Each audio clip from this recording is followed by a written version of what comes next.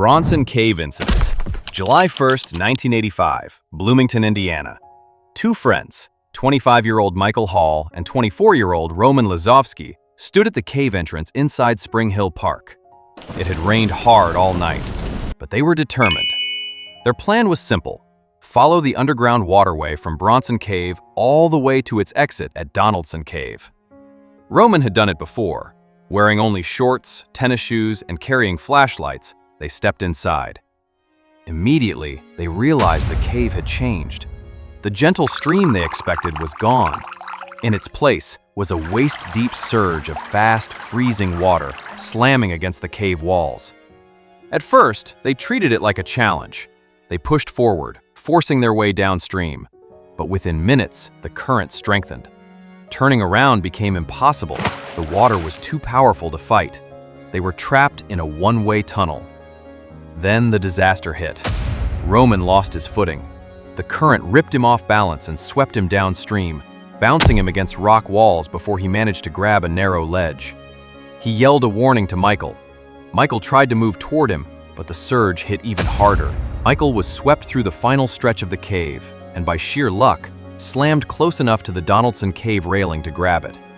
He pulled himself out, bruised and shaking. He ran for help, convinced Roman was dead. But inside the cave, Roman was still alive.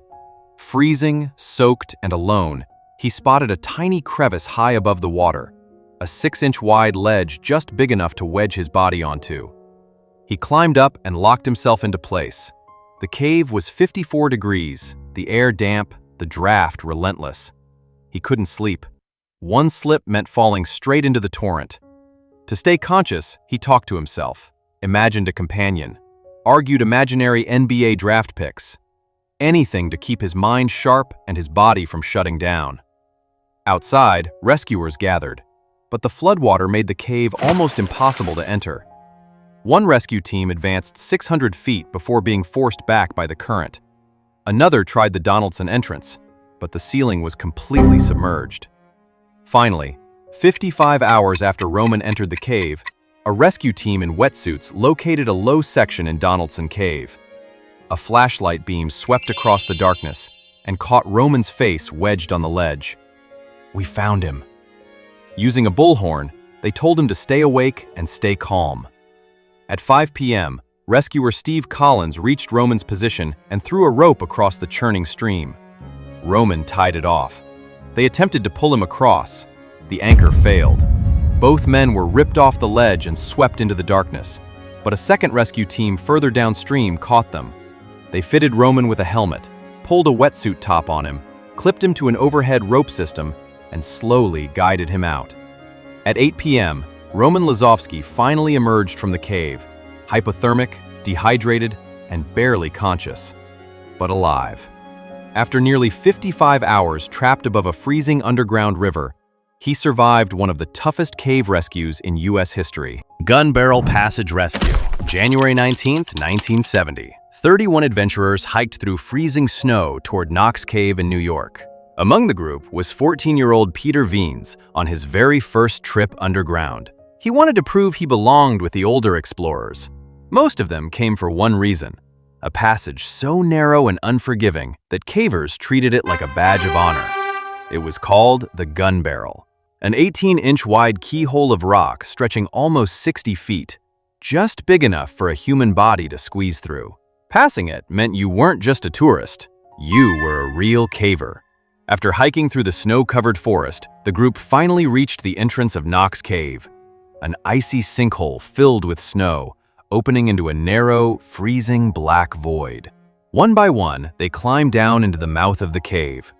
Inside, the atmosphere changed instantly. The only sounds were water dripping from the ceiling and the quiet scrape of boots against rock, echoing through the tight, cold passageways. Among the group, 19 people decided to tackle the gun barrel, including 14-year-old Peter. The group marched through cold tunnels until they reached the infamous squeeze. One by one, they disappeared into the dark slot. When it was Peter's turn, he hesitated, braced himself, and slid inside.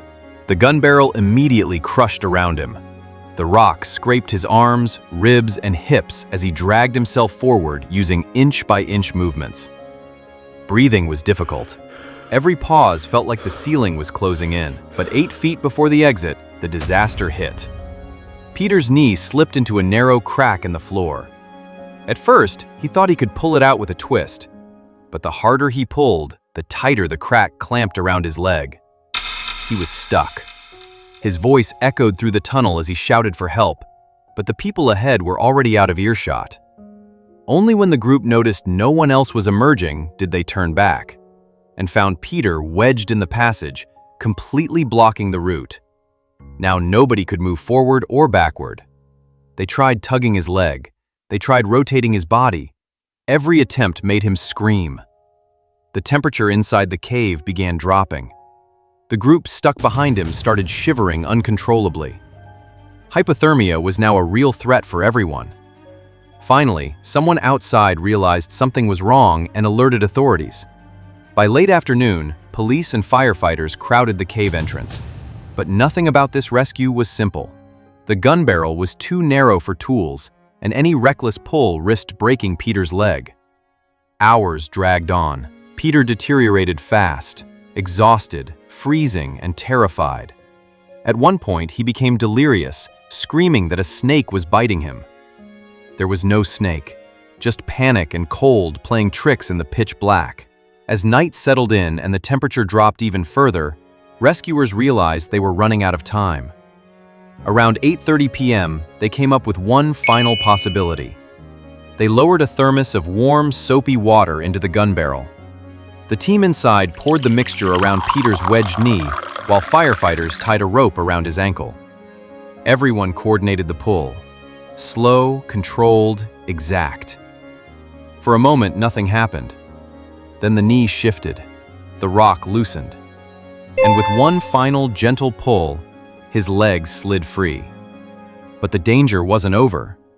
They had to stop him from dropping back into the same crack. Guiding him carefully, inch by inch, they pushed him out of the remaining tunnel until finally, he cleared the exit. One by one, the others crawled out behind him, shaking, exhausted, but alive. Peter suffered fractures, deep bruising, and hypothermia. He spent several days in the hospital, but he survived one of the tightest and most dangerous cave entrapments ever recorded. I hope you guys are enjoying these videos. Do leave a like and subscribe, and watch another video from the playlist. Thanks!